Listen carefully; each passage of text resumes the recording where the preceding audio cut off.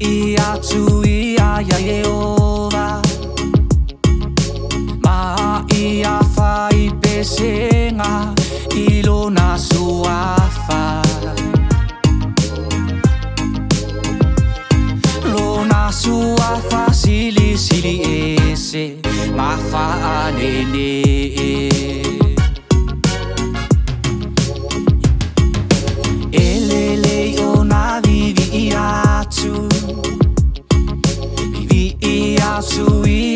Yehova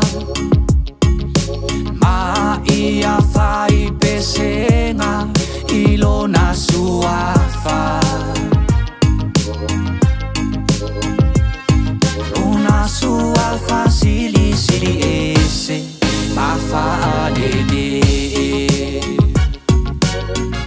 ya o a u fo i malo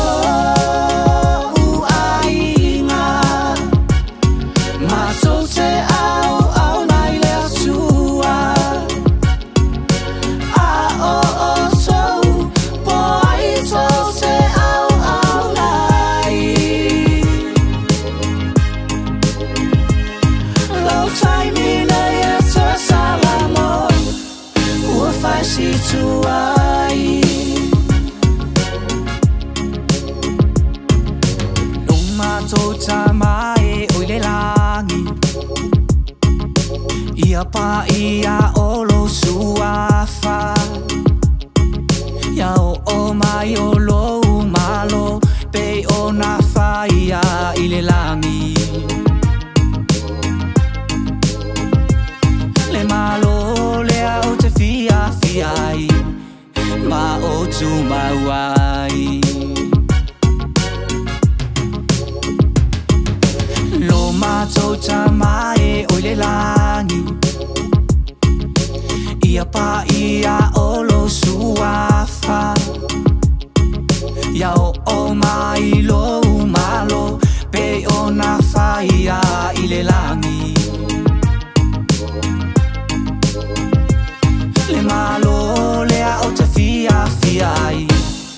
ma o tu mawai ya o a u fo i malo u ainga ma so te au nai le atua a o so poi so te au nai Taimina ya so salamo Ua fai situai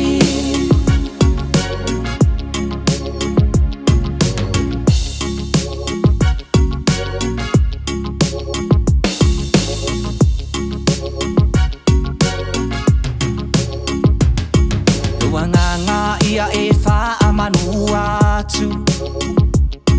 Fa manu atu ia Yehova Aua fo ine ingalo se mea e tasi O ana me alofa O le fa amangalo ina ua mio Amio le anga Wanganga ia e fa amanu atu Famanu atu ia Yehova Aua fo ine ingalo se mea e tasi O ana me alofa O le fa amangalo ina ua mio Amio le anga Ya o a u fo i malo